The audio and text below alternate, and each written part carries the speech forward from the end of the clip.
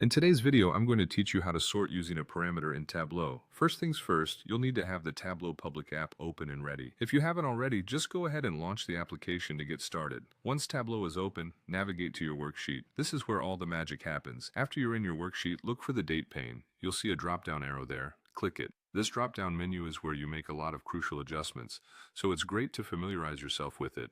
Next, you want to select the option to create a parameter.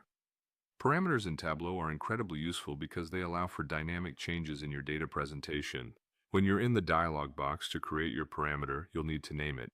For simplicity's sake, choose something intuitive that you'll remember.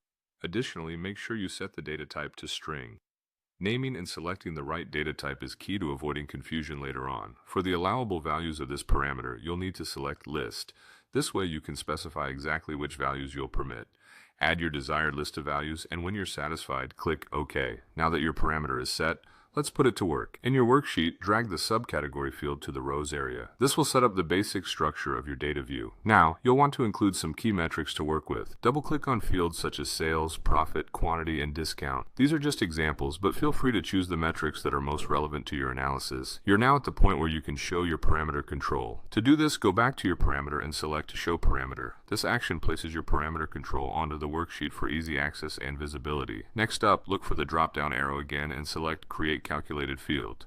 Give your new calculated field a clear, concise name and enter your query.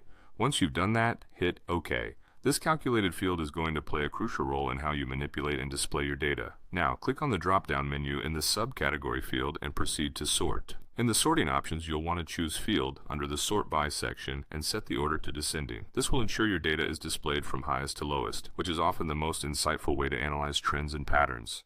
Finally, under Field Name, choose the calculated field you just created. That's it! You now have a dynamic, parameter-driven sorting mechanism in your Tableau worksheet. This technique empowers you to sort data efficiently, providing deeper and more flexible insights into your data.